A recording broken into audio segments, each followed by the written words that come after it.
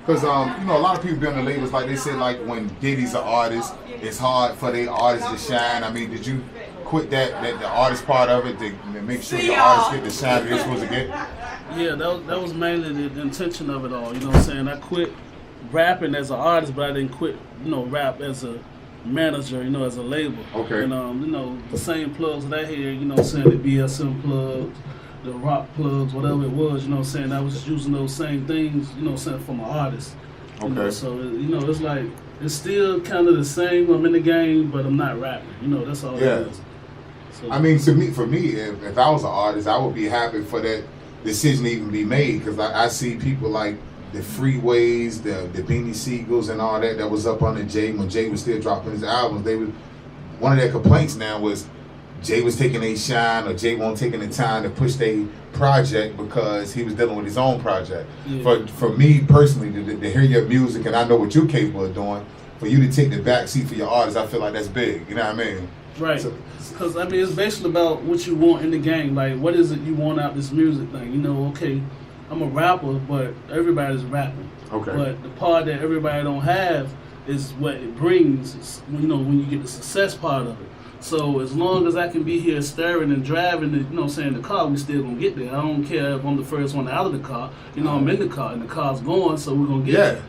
So on the wheel turning, we can be earning. That's what it's all about. And I can feel how an artist would feel, because I've talked to not just Flyboy, but other artists on the label, and they had that same opinion about it. Like at times where I'm on dockets like with them, like it don't seem like we're on the same level. Okay. But like if I'm gonna be the boss of this and manage this thing, I got to put myself on a level away from those that's on that level, so they can respect my role in this thing. You know what I'm saying? So that's what it was all about. It was more about focusing on the artist and making sure I could spend more time, focusing on their projects. All right, Fly, this one for you, man. For X as an artist to get that up for you, man, that got to be big. It got to feel. You had to get a certain type of feeling from that. You want the honest truth? Yeah, get it to me. When I got the word, I was actually hurt. Okay. I'm not selfish, you know what I'm saying? Yeah. So for me to just get signed with S-Man S-Con, then just riding around Suffolk with him, because again, I'm from Portsmouth. You see respect. I'm from Portsmouth, so just riding around and just noticing how everybody X, oh my God, X. I'm like, okay, ain't this dude right here is the truth about it. Yeah, so when I heard the retirement, I was like, I just got signed to the label, bro, gonna retire on me. But then at the same time, I was like, from day one, the meeting that we had from the first meeting was this day coming. Yeah. So I had already prepared myself for this day.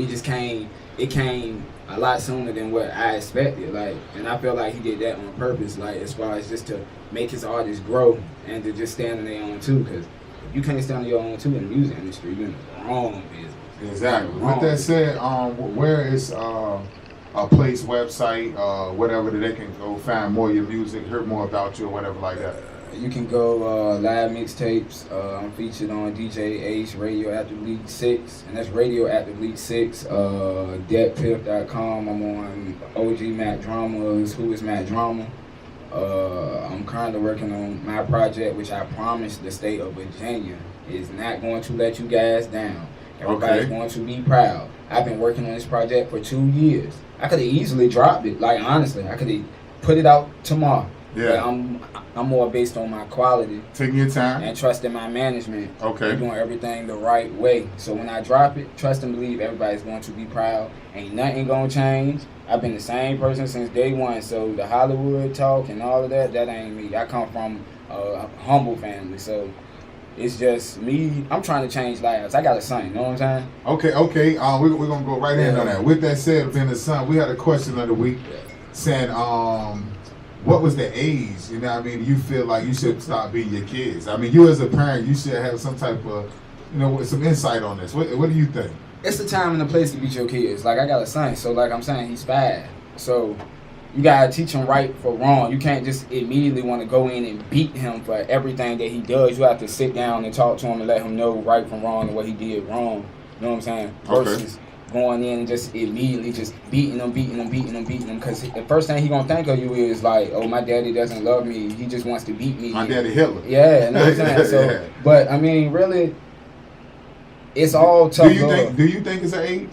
Where you should stop beating them? No, it ain't no age. Cause my grandma used to tear me up, and she was like 70-something years old. Ain't no age in that. But We might have to let First Lady count in on this one. It's like she got something she wanted to say.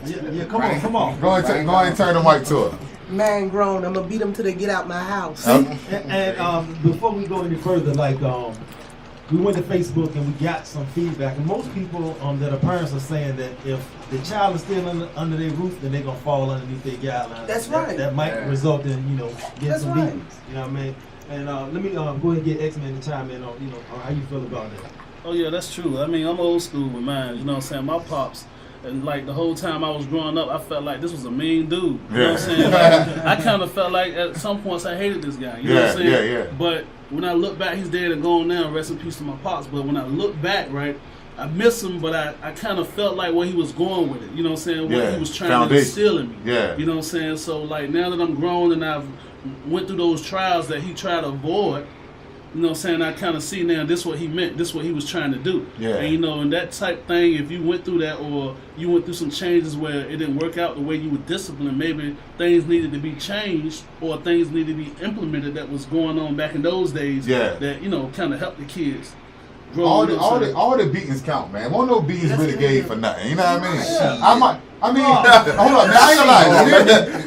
let me do it. 'Cause I'm gonna Me and my brother, we tore the house up and we got beans. We fought, we tore the house up, but at the end of the day, like we fought, we got beans. We did a lot of things, got beans, but now that I think about it, like it's so many lessons. I mean, I catch myself right now, man, saying the same things that my mom and dad said to me. So these beatings won't said and done for nothing, man. You know what I'm saying? I mean, parenting is you just training your kid to be an adult one day, how to operate in society. Yeah. So you just don't want them to, number one, embarrass you, Exactly. and number two, disrespect the family. Number That's three, right. disrespect themselves or embarrass themselves. Yeah. So it's Exactly. really training. So it don't have to always result in a beating, but that's usually like the first thing that we go to because you want to stop it at its earliest point. Yeah. You know what I mean? Because if you start beating your kid when he's 10, and you've been punishing him his whole life, he's gonna be looking at you like, I don't know what's really good with this. Yeah, You know what I mean? This is, now yeah. it's gonna feel like abuse, but if you've been training them from the time they was little, like little pop here, something there, you know what I mean? And then you should get them to the point where I should just be able to tell you something or look at you a certain way. Like the look at your parent. Yeah. You know what I mean? You could be in the I had store, that your look, parent yeah. look at you like,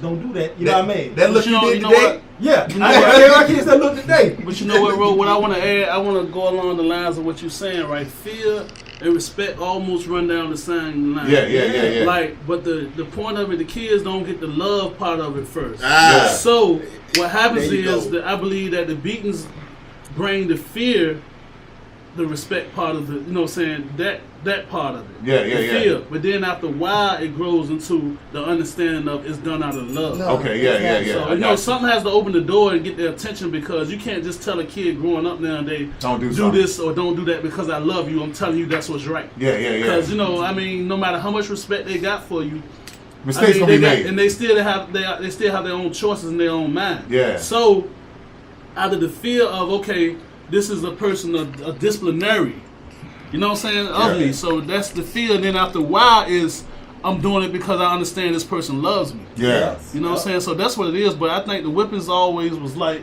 the intermediate point, the beginning of it. You know what I'm saying? But like you said, it grows into a point, like Rose said, where you could just tell them, okay, this is what it's all about.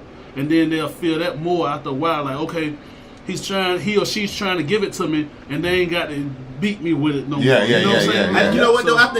I think no disrespect to the women or anything like that, but I think that's a man's authority right there. You know what I'm saying? Because a man can just But like see, this voice. I don't like know to what beat you're mine saying. though. I ain't even gonna lie. I'll beat my I got kids, girls. I don't but like then to beat there's them. in the African American culture, what you're saying that's the man's job. But what's missing from most African American families? Men. So you got a woman that's beating them. You know what I mean? So a man, that could go a whole lot of different directions in a boy's mind. You know what I mean? Because he might feel like, well, she beat me, this, that, and the third. He might take that out on the woman later on down the road. But you know what I'm also saying? got to understand that the mindset of the Afro-American child in America, like, we strong-minded Yeah. and rebellious to a certain point. Like, when you consider, I don't know if people, generally believe in genetics, and DNA coding, all of that, but the things we went through in life, in our generations, is still certain stuff in us. Yeah. Like rebelliousness, and you know what I'm saying, to flee and run away from discipline as soon as we can. Yeah. So, you know, that's the mind state of us that we're dealing with because of the things that we went through before us. That's in our DNA. So, I mean, that's how I see that. And then being brought up in the church, spare the rod, you spoil a child. Yeah. I can spoil my child, but I'm not going to spare that rod because I'm never going to lose the respect that I raised you, I brought you in. Okay. You know, God lent you to me, and I'm going to send you back sooner if you disrespect me. So I'm going to see you back soon. So it's all about respect. Yeah, and exactly. If you don't teach them as a child to respect you, they grow up with it, without that. Yeah. With that lack of disrespect. And without that, they going anywhere with that. And you know, we have a daughter, but trust and believe, I put my hands on her. Yeah.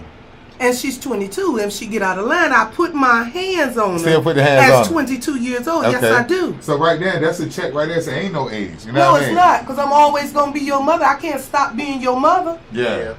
So you can't stop respecting me. At 35, if I come out the way and say some stupid Yes. shit, Mom, this might still I know slap my their head, mama though. would, if she still does alive, she would knock me out with her police stick like she used to. Yeah. Hit me right on my head with it and respect me. What was the other question?